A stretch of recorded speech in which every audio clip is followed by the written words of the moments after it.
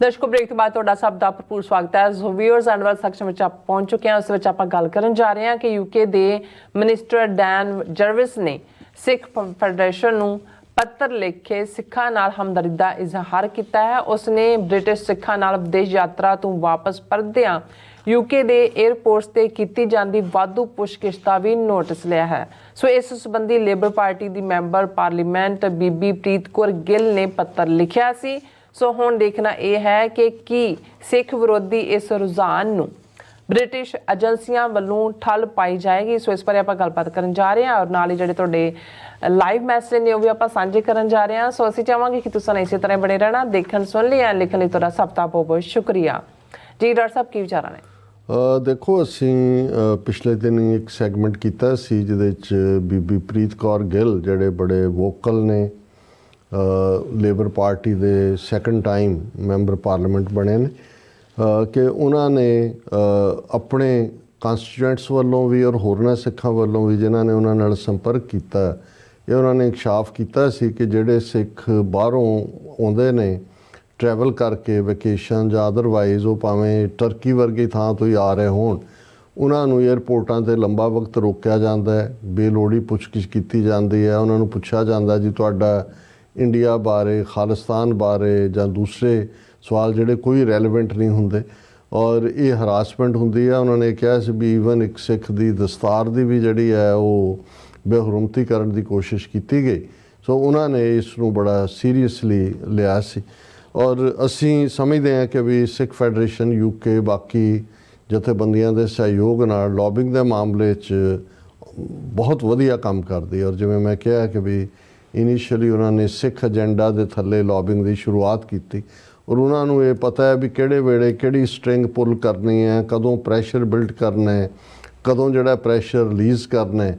ਔਰ ਇਹੀ ਕਾਰਨ ਹੈ ਕਿ ਵੀ ਉਹਨਾਂ ਨੇ ਸਾਰੇ ਪੀਰੀਅਡ ਜਦੋਂ ਦੀ ਲੇਬਰ ਗਵਰਨਮੈਂਟ ਬਣੀ ਹੈ, ਹਾਲਾਂ ਉਹਨਾਂ ਨੇ ਆਪਣਾ ਉਹ ਪ੍ਰੋਮਿਸ ਕਿ ਘੱਲੂਘਾਰਾ 84 ਦੀ ਇਨਵੈਸਟੀਗੇਸ਼ਨ ਲਈ ਕਮਿਸ਼ਨ ਬਣਾਉਣ ਦੀ ਗੱਲ, ਔਰ ਜਿਹੜਾ ਖੁੱਲ੍ਹ ਕੇ ਪ੍ਰੋ ਇੰਡੀਆ ਲਾਈਨ ਰਿਸ਼ੀ ਸੁਨਕ ਦੀ ਸਰਕਾਰ ਵੇਲੇ ਸੀ, ਉਸ ਦੇ ਉੱਤੇ ਅਜੇ ਕੋਈ ਬਹੁਤ ਵਿਜ਼ੀਬਿਲਿਟੀ ਤਾਂ ਨਹੀਂ ਹੈ ਕਿ ਵੀ ਕੋਈ ਚੇਂਜ ਹੋ ਰਹੀ ਹੋਏ, ਪਰ ਜਿਸ ਕਿਸਮ ਦਾ ਹੁਣ ਪ੍ਰੈਸ਼ਰ ਬਿਲਟ ਹੋ ਰਿਹਾ ਉਸ 'ਚੋਂ ਸਾਨੂੰ ਇਹ ਲੱਗਦਾ ਵੀ ਜੱਗੀ ਜੌਲ ਦਾ ਮੁੱਦਾ ਹੋਏ ਜਾਂ ਜਿਵੇਂ ਰਿਸ਼ੀ ਸੁਨਕ ਦੀ ਸਰਕਾਰ ਵੇਲੇ ਖਾਲਿਸਤਾਨੀਆਂ ਦੀ ਸ਼ਨਾਖਤ ਦੇ ਨਾਂ ਥੱਲੇ ਜਿਹੜਾ 92,000 ਪਾਉਂਡ ਰੱਖ ਕੇ ਜਿਹੜਾ ਬਹੁਤ ਸਾਰੀ ਇਹ ਜਿਹੜਾ ਪੁੱਛਗਿੱਛ ਵਾਲਾ, ਜਾਂ ਕਿਉਂਕਿ ਜਦੋਂ ਤੱਕ ਹਕੂਮਤਾਂ ਬਦਲਦੀਆਂ ਵੀ ਨੇ ਪੁਰਾਣੇ ਆਰਡਰ ਚੱਲ ਰਹੇ ਹੁੰਦੇ ਨੇ, ਬਿਊਰੋਕਰੈਟ ਜਾਂ ਜਿਹੜੇ ਏਜੰਸੀਆਂ ਨੇ ਉਸੇ ਏਜੰਡਿਆਂ ਨੂੰ ਫੋਲੋ ਕਰ ਰਹੀਆਂ ਹੁੰਦੀਆਂ ਨੇ। ਔਰ ਇਸ ਬੀਬੀ ਪ੍ਰੀਤ ਕੌਰ ਗਿੱਲ ਦੀ ਚਿੱਠੀ ਦਾ ਅਸਰ ਇਹ ਹੋਇਆ ਕਿ ਜਿਹੜੇ ਬ੍ਰਿਟਿਸ਼ ਕੈਬਨਿਟ ਦੇ ਵਿੱਚ ਮਿਨਿਸਟਰ ਹੈ ਡੈਨ ਜਰਵੀ, ਉਹਨਾਂ ਨੇ ਸਿੱਖ ਫੈਡਰੇਸ਼ਨ ਯੂਕੇ ਨੂੰ ਪੱਤਰ ਲਿਖਿਆ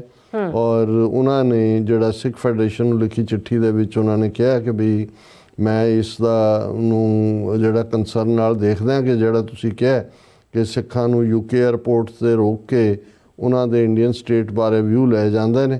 ਔਰ ਉਹਨਾਂ ਨੇ ਇਹ ਕਿਹਾ ਕਿ ਵੀ ਈਵਨ ਇੱਕ ਸਟੈਪ ਅੱਗੇ ਜਾਂਦੇ ਉਹਨਾਂ ਨੇ ਇੰਡੀਅਨ ਗੌਰਮੈਂਟ ਨੂੰ ਕਿਹਾ ਕਿ ਉਹ ਕੈਨੇਡੀਅਨ ਇਨਵੈਸਟੀਗੇਸ਼ਨ ਜਿਹੜੀ ਹੈ ਹਰਦੀਪ ਸਿੰਘ ਨਿੱਜਰ ਦੇ ਮਰਡਰ ਦੀ, ਉਹਦੇ 'ਚ ਕੋਆਪਰੇਟ ਕਰੇ ਕੈਨੇਡਾ ਦੇ ਨਾਲ। ਫਿਰ ਇਹ ਜਿਹੜਾ ਲੈਟਰ ਹੈ ਉਹਦੇ 'ਚ ਉਹਨੇ ਕਿਹਾ ਕਿ ਵੀ do not tolerate intimidation or threats to life and through our intelligence agencies and police force will continue to use all the tools at our disposal to keep people safe. Any attempt by any foreign power to intimidate, harass or harm individuals or communities in the UK will not be tolerated. Indian government ਨੂੰ warning ਦਿੱਤੀ ਹੈ ਕਿ ਭਾਈ ਅਸੀਂ ਆਪਣੇ ਸ਼ਹਿਰੀਆਂ ਦੇ ਹਾਫਿਜ਼ ਹਾਂ, ਉਹਨਾਂ ਦੀ ਹਰ ਹਾਲਤ 'ਚ ਹਿਫਾਜ਼ਤ ਕਰਾਂਗੇ। ਕੋਈ ਵੀ ਯਤਨ ਜਿਹੜਾ ਕਿਸੇ ਬਾਹਰਲੀ ਵਿਦੇਸ਼ੀ ਸਰਕਾਰ ਦਾ ਹੈ ਇੱਥੋਂ ਦੇ ਸ਼ਹਿਰੀਆਂ ਨੂੰ, ਸਿੱਖਾਂ ਨੂੰ ਇੰਟੀਮੀਡੇਟ ਕਰਨ ਦਾ, ਉਹਨੂੰ ਸਹਾਰਿਆ ਨਹੀਂ ਜਾਏਗਾ। ਫਿਰ ਉਹਨਾਂ ਨੇ ਕੈਨੇਡੀਅਨ ਇਨਵੈਸਟੀਗੇਸ਼ਨਸ ਨੂੰ ਉਹਨਾਂ ਨੇ ਕਿਹਾ ਕਿ ਵੀ ਅਸੀਂ ਜਿਹੜੀਆਂ ਹਰਦੀਪ ਸਿੰਘ ਨਿੱਜਰ ਦੇ ਮੁੱਦੇ 'ਤੇ ਕੈਨੇਡੀਅਨ ਇਨਵੈਸਟੀਗੇਸ਼ਨ ਹੈ ਉਹਨੂੰ ਅਸੀਂ ਬਹੁਤ ਸੀਰੀਅਸਲੀ ਲੈਂਦੇ ਹਾਂ and UK has full confidence in Canadian judicial system. All countries should respect sovereignty and the rule of the law and we encourage all involved parties including the government of India to cooperate with the legal process. ਔਰ ਇਹ ਅਸੀਂ ਸਮਝਦੇ ਹਾਂ ਵੀ positive ਹੈ। ਦੈਨਿਕ ਜਾਰਵੀ ਦਾ at least ਉਹਨਾਂ ਨੇ damage control ਕਰਨ ਦੀ ਕੋਸ਼ਿਸ਼ ਕੀਤੀ ਹੈ ਕਿ ਵੀ ਸਿੱਖਾਂ ਤੋਂ ਬਿਲਕੁਲ ਐਲੀਨੇਟ ਨਾ ਹੋ ਜਾਈਏ, ਪਰ ਇਹ ਪ੍ਰੈਸ਼ਰ ਬਿਲਟ ਰਹਿਣਾ ਚਾਹੀਦਾ ਹੈ। ਔਰ ਜਿਸ ਕਿਸਮ ਦਾ ਪ੍ਰੈਸ਼ਰ ਜਿਹੜਾ ਪੋਲੀਟੀਕਲੀ ਬਣਦਾ ਉਸ ਚੋਂ ਹੀ ਨਤੀਜੇ ਨਿਕਲਦੇ ਨੇ। ਔਰ ਇਸ ਵੇਲੇ ਫਾਈਵ ਆਈਜ਼ ਕੰਟਰੀਜ਼ ਦੀ ਇਹ ਜ਼ਿੰਮੇਵਾਰੀ ਹੈ ਕਿ ਜੋ ਇੰਡੀਆ ਦਾ ਟਰਾਂਸਨੈਸ਼ਨਲ ਰਿਪਰੈਸ਼ਨ ਦੇ ਮੁਲਕ ਵਾਲਾ ਰੋਲ ਸਾਹਮਣੇ ਆਇਆ ਉਹਨੂੰ ਇੰਡੀਆ ਨੂੰ ਅਕਾਊਂਟੇਬਲ ਬਣਾਉਣ ਔਰ ਉਹਨਾਂ ਦੇ ਜਿਹੜੇ ਸਲੀਪਰ ਸੈੱਲ ਨੇ, ਉਹਨਾਂ ਦੇ ਡਿਪਲੋਮੈਟ ਔਰ ਦੂਜੇ ਜਿਹੜੇ ਇੰਟਰਫੀਅਰ ਕਰਦੇ ਨੇ ਉਹਨਾਂ ਦੀ ਸ਼ਨਾਖਤ ਕਰਨ, ਉਹਨਾਂ ਨੂੰ ਪਰਸੋਨਾ ਨਾਨ ਗ੍ਰੈਟਾ ਐਲਾਨਣ ਔਰ ਆਪਣੇ ਮੁਲਕਾਂ ਦੇ ਵਿੱਚ ਜਿਹੜੀ ਇੰਡੀਆ ਵੱਲੋਂ ਦਿੱਤੀ ਗਈ ਡਿਸਇਨਫੋਰਮੇਸ਼ਨ ਤੇ ਬੇਸਡ ਉਹਨਾਂ ਦੇ ਸਿਟੀਜ਼ਨਸ ਦੀ ਹਰਾਸਮੈਂਟ ਹੈ। ਖਾਸ ਤੌਰ 'ਤੇ ਅਸੀਂ ਯੂਕੇ ਦੇ ਹਵਾਲੇ ਨਾਲ ਇਹ ਜ਼ਿਆਦਾ ਦੇਖ ਰਹੇ ਹਾਂ। ਇਸ ਨੂੰ ਰਿਵਰਸ ਕਰਨੇ ਸਾਰੀ ਪ੍ਰੋਸੈਸ ਨੂੰ। ਜੀ ਡਾਕਟਰ ਸਾਹਿਬ ਤੁਹਾਡਾ ਬਹੁਤ ਬਹੁਤ ਸ਼ੁਕਰੀਆ। ਹੁਣ ਆਪਾਂ ਜਿਹੜੇ ਵਿਊਅਰਸ ਬੈਸਣ ਨੇ ਉਹ ਲੈਣ ਜਾ ਰਹੇ ਹਾਂ। ਸਭ ਦਾ ਬਹੁਤ ਸ਼ੁਕਰੀਆ ਅਦਾ ਕਰਦੇ ਹਾਂ। ਅਮਰਜੀਤ ਸੈਣੀ ਸਾਡੇ ਪਹਿਲੇ ਵਿਊਅਰ ਨੇ, ਖਾਲਿਸਤਾਨ ਜ਼ਿੰਦਾਬਾਦ ਕਹਿੰਦੇ ਨੇ ਔਰ ਜਰਨੈਲ ਸਿੰਘ ਗਰੇਵਾਲ ਜੀ ਸਤਿ ਸ਼੍ਰੀ ਅਕਾਲ ਕਹਿੰਦੇ ਨੇ ਔਰ ਜੋਗਿੰਦਰ ਸਿੰਘ ਜੀ ਵੀ ਫਤਿਹ, ਇੰਦਰਜੀਤ ਸਿੰਘ ਸੰਧੂ ਜੀ ਵੀ ਫਤਿਹ ਐਂਡ ਖਾਲਿਸਤਾਨ ਜ਼ਿੰਦਾਬਾਦ, ਸੋਨ ਮਾਇਲ ਜੀ ਵੀ ਸਾਨੂੰ ਫਤਿਹ ਬੁਲਾਉਂਦੇ ਨੇ ਔਰ ਖਾਲਿਸਤਾਨ ਜ਼ਿੰਦਾਬਾਦ ਕਹਿੰਦੇ ਨੇ ਔਰ ਇਸੇ ਤਰ੍ਹਾਂ ਸੁਖਜੀਵਨ ਬੱਚੂ ਜੀ ਵੀ ਗੁੱਡ ਜੌਬ ਕਹਿੰਦੇ ਨੇ ਔਰ ਕੁਲਦੀਪ ਕੌਰ ਜੀ ਵੀ ਫਤਿਹ, ਨਾਗਰਾ ਸਾਹਿਬ ਵੀ ਫਤਿਹ ਔਰ ਸਿੰਘ ਗਰਚਾ ਜੀ ਵੀ ਫਿਰ ਇਸੇ ਤਰ੍ਹਾਂ ਨਾਗਰਾ ਸਾਹਿਬ ਕਹਿੰਦੇ ਨੇ ਕਿ ਡਾਕਟਰ ਸਾਹਿਬ ਗ੍ਰੇਟ ਜੌਬ, ਵਾਹਿਗੁਰੂ ਤੁਹਾਨੂੰ ਤੇ ਭੈਣ ਜੀ ਨੂੰ ਚੜ੍ਹਦੀ ਕਲਾ ਵਿੱਚ ਰੱਖਣ। ਨਾਗਰਾ ਸਾਹਿਬ ਬਹੁਤ ਬਹੁਤ ਸ਼ੁਕਰੀਆ। ਪੰਨੂ ਜੀ ਵੀ ਖਾਲਿਸਤਾਨ ਜ਼ਿੰਦਾਬਾਦ ਔਰ ਰਸ਼ੀਦ ਹਰਪ੍ਰੀਤ ਸਿੰਘ ਰਾਣਾ ਜ਼ਿੰਦਾਬਾਦ ਕਹਿੰਦੇ ਨੇ ਔਰ ਜਸਵੀਰ ਸਿੰਘ ਬਰਾਜ ਜੀ ਵੀ ਕਹਿੰਦੇ ਡਾਕਟਰ ਸਾਹਿਬ ਐਂਡ ਨੀਲਮ ਭੈਣ ਜੀ ਗੁਰੂ ਫਤਿਹ, ਬਹੁਤ ਬਹੁਤ ਧੰਨਵਾਦ, ਖਾਲਿਸਤਾਨ ਜ਼ਿੰਦਾਬਾਦ ਔਰ ਇਸੇ ਤਰ੍ਹਾਂ ਜਸਵੀਰ ਸਿੰਘ ਬਰਾਜ ਜੀ ਵੀ ਖਾਲਿਸਤਾਨ ਜ਼ਿੰਦਾਬਾਦ ਕਹਿੰਦੇ ਨੇ ਔਰ ਰੈਫਰੈਂਡਮ ਬਾਰੇ ਵੀ ਕਹਿੰਦੇ ਨੇ ਔਰ ਪੰਨੂ ਜੀ ਕਹਿੰਦੇ ਜੀ ਇਸ ਧਾਰੀਵਾਲ ਜ਼ਿੰਦਾਬਾਦ। ਫਿਰ ਕਹਿੰਦੇ ਨੇ ਨਿਰੰਜਨ ਢਿੱਲੋਂ ਜੀ ਵੀ ਫਤਿਹ ਬੁਲਾਉਂਦੇ ਨੇ। मोहम्मद याकूब जी भी आए ने, कहते बड़ी अच्छी बात है कि खालसा कौम यूएसए की हर स्टेट में रहते हैं और जैसे इंडियाना स्टेट यानी पूरे यूएसए में खालिस्तान का नाम गूंज रहा है। और बहुत शुक्रिया मोहम्मद याकूब, कहते थोड़ी सलामती भी कह रहे हैं कि तुसी आराम नाल सही सलामत जाओ तो सही सलामत। बहुत बहुत शुक्रिया। परमिंदर जी भी फतेह और इसे तरह पाल सिंह गरेवाल जी भी और जसपाल सिंह कैले जी भी फतेह बुलाते ने। फिर तालीवाल कहते सानू ਤਾਂ ਉਹੀ ਗੱਲ ਯਾਦ ਆਉਂਦੀ ਹੈ ਬਾਪੂ ਦੀ ਕਿ ਰਸ਼ੀਆ ਤੇ ਚਾਈਨਾ ਚੜਨਗੇ ਅੰਮ੍ਰਿਤਸਰ ਵੱਲ ਤੇ ਅਸੀਂ ਸ਼ਹੀਦੀਆਂ ਪਾਵਾਂਗੇ ਅਕਾਲ। ਦੇਖੋ ਇਹ ਉਹਨਾਂ ਨੇ ਜਿਹੜਾ ਪੁਆਇੰਟ ਆਊਟ ਕੀਤਾ ਹੈ ਇਹ 100 ਸਾਖੀ ਅਸੀਂ ਕਦੇ ਜ਼ਿਕਰ ਕਰਾਂਗੇ ਉਸ ਦੇ ਵਿੱਚ ਇਹ ਕੰਟੀਨਿਊਸਲੀ ਕਿਉਂਕਿ ਜਦੋਂ ਜੂਨ 84 ਦਾ ਘੱਲੂਘਾਰਾ ਵੀ ਹੋਇਆ ਤੇ ਕੁਝ ਪੱਤਰੇ ਜਿਹੜੇ ਨੇ ਉਹਦੇ ਉਹ ਚੱਲ ਰਹੇ ਸੀ। ਈਵਨ ਜਿਹੜੇ ਕੂਕੇ ਨੇ ਉਹਨਾਂ ਦਾ ਵੀ ਇਸ ਦੇ ਉੱਤੇ ਕਿਉਂਕਿ ਕੂਕੇ ਤਾਂ ਰਸ਼ੀਆ ਦੇ ਉੱਤੇ ਬੜਾ ਟਰਸਟ ਕਰਦੇ ਨੇ ਕਿਉਂਕਿ ਇਹਨਾਂ ਦੇ ਮੁਤਾਬਕ ਤਾਂ ਬਾਬਾ ਰਾਮ ਸਿੰਘ ਰੂਸ 'ਚ ਬੈਠੇ ਨੇ। ਸੋ ਉਸ ਦੇ ਵਿੱਚ ਇਹ ਅੱਜ ਤੱਕ ਕੂਕੇ ਕੋਟ ਕਰਦੇ ਨੇ ਕਿ ਜਦ ਰੂਸ ਪੰਜਾਬੇ ਆਵੇਗਾ ਤੇ ਬਾਬਾ ਰਾਮ ਸਿੰਘ ਵੀ ਨਾਲ ਹੋਣਗੇ, ਮਲੇਛ ਖਾਲਸੇ ਦਾ ਨਾਸ ਕਰਨਗੇ, ਪੰਥ ਖਾਲਸੇ ਨੂੰ ਪ੍ਰਗਟ ਕਰਨਗੇ। ਸੋ ਇਹ ਅੱਡ ਅੱਡ ਤਰੀਕਿਆਂ ਦੇ ਨਾਲ ਇਹਨਾਂ ਦੀ ਆਪਣੀ ਜਿਹੜੀ ਆ ਉਹ 100 ਸਾਖੀ ਇਹਨਾਂ ਨੇ ਚਲਾਈ ਹੋਈ ਹੈ।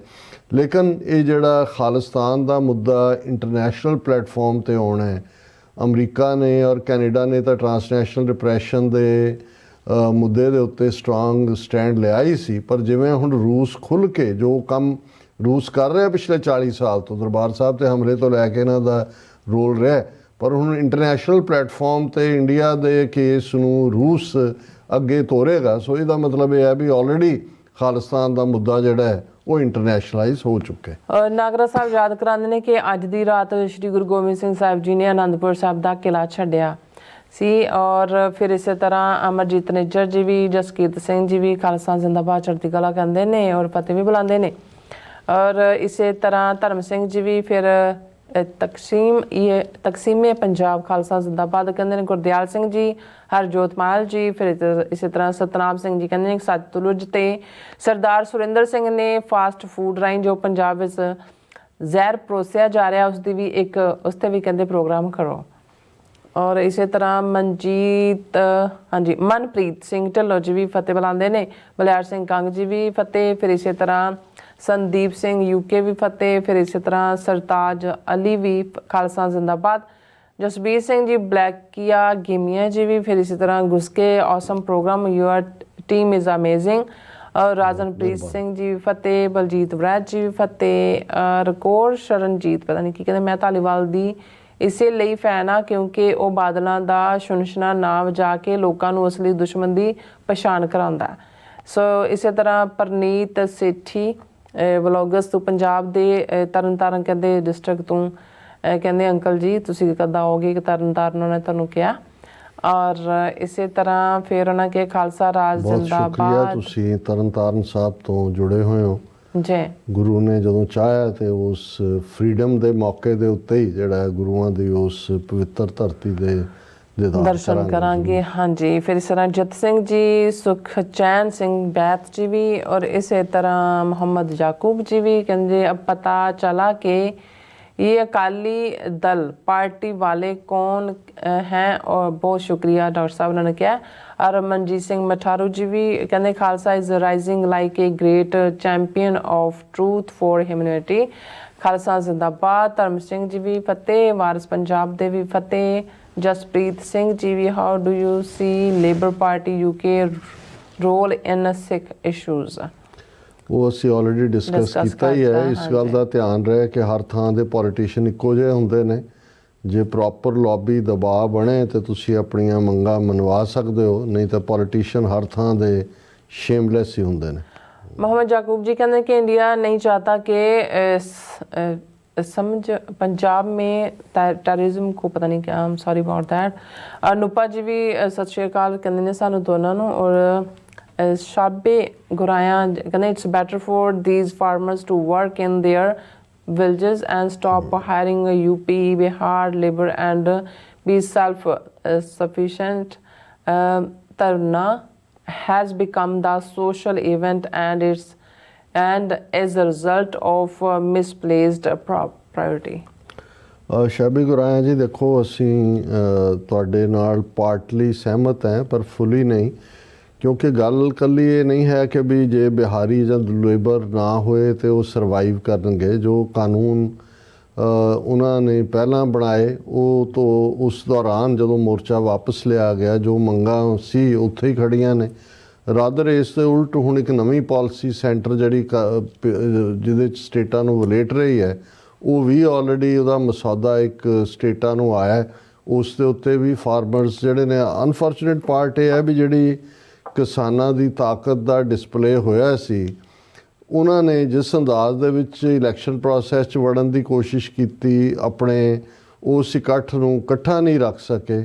ਉਹ ਰੀਜ਼ਨ ਹੈ ਵੀ ਇਸ ਵੇਲੇ ਦੋ ਜਥੇਬੰਦੀਆਂ ਅੱਡ ਧਰਨੇ 'ਤੇ ਬੈਠੀਆਂ, ਖਨੌਰੀ ਦੇ ਉੱਤੇ ਔਰ ਸ਼ੰਭੂ 'ਤੇ ਕੀ ਹੋ ਰਿਹਾ ਹੈ। ਜਗਜੀਤ ਸਿੰਘ ਡੱਲੇਵਾਲ, ਉਹਨਾਂ ਦੀ ਹਾਲਤ ਵਿਗੜਦੀ ਜਾ ਰਹੀ ਹੈ, ਮਰਨ ਵਰਤ ਰੱਖਣਾ ਹੈ ਨਹੀਂ ਰੱਖਣਾ ਹੈ, ਇਹਨੂੰ ਲੈ ਕੇ ਜਿਹੜਾ ਸੋ ਕੁੱਲ ਮਿਲਾ ਕੇ ਸਾਡਾ ਜਲੂਸ ਹੀ ਨਿਕਲ ਰਿਹਾ। ਸੋ ਅਸੀਂ ਸਮਝਦੇ ਹਾਂ ਵੀ ਇਕੱਲਾ ਗੱਲ ਇਹ ਨਹੀਂ ਹੈ ਵੀ ਜਾ ਕੇ ਬਹਿ ਕੇ ਖੇਤੀ ਕਰਨ ਔਰ ਆਪ ਹੋਏ।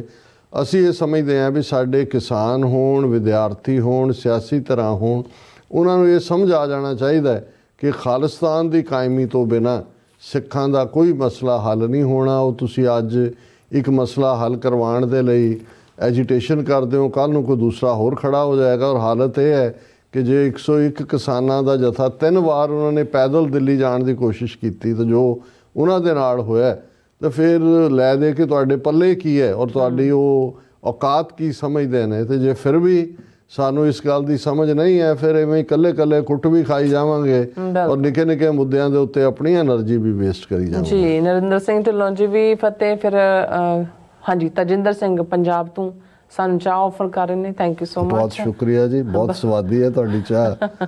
ਬਲਵਿੰਦਰ ਸਿੰਘ ਜੀ ਵੀ, ਫਿਰ ਇਸੇ ਤਰ੍ਹਾਂ ਮੁਹੰਮਦ ਯਾਕੂਬ ਜੀ ਸਾਡਾ ਸ਼ੁਕਰੀਆ ਅਦਾ ਕਰਦੇ ਨੇ। ਸਤਨਾਮ ਔਜਲਾ ਜੀ ਵੀ ਔਰ ਮੇਹਰ ਸਿੰਘ ਜੀ ਕਹਿੰਦੇ ਨੇ ਆਪ ਦੀਆਂ ਖਬਰਾਂ ਦਾ ਇੰਤਜ਼ਾਰ ਹੁੰਦਾ ਹੈ। ਸੋ ਸਭ ਦਾ ਬਹੁਤ ਬਹੁਤ ਸ਼ੁਕਰੀਆ। ਸੋ ਇਸ ਤਰ੍ਹਾਂ ਆਪਣੇ ਵਿਊਅਰਸ ਕੋਲ ਨੇ ਇਜਾਜ਼ਤ। ਵਿਊਅਰਸ, ਸਾਡੇ ਪ੍ਰੋਗਰਾਮ ਦਾ ਸਮਾਂ ਇੱਥੇ ਮੁੱਕਦਾ ਹੈ। ਤੁਸੀਂ ਆਪਣੀ ਰਾਏ ਤੇ ਸੁਝਾਅ ਸਾਨੂੰ ਭੇਜਣਾ ਭੁੱਲਣਾ ਸਾਡੇ ਇਸ ਪਤੇ ਤੇ SOS@tvtv ਤੇ। ਅਸੀਂ ਆਪਣਾ ਪ੍ਰੋਗਰਾਮ ਲੈ ਕੇ ਫਿਰ ਦੁਬਾਰਾ ਤੁਹਾਡੇ ਸਾਹਮਣੇ ਹੋਵਾਂਗੇ। ਤਦ ਤੱਕ ਲਈ ਮੈਨੂੰ ਤੇ ਆਪਣਾ ਡਾਕਟਰ ਸਾਹਿਬ ਨੂੰ ਆਗਿਆ ਦਿਓ। ਦੇਖਦੇ ਰਹੋ TV 84। ਬੁਲਾ ਦਿਓ ਫਤਿਹ। ਵਾਹਿਗੁਰੂ ਜੀ ਕਾ ਖਾਲਸਾ, ਵਾਹਿਗੁਰੂ ਜੀ ਕੀ ਫਤਿਹ। ਰੱਬ ਰਾਖਾ।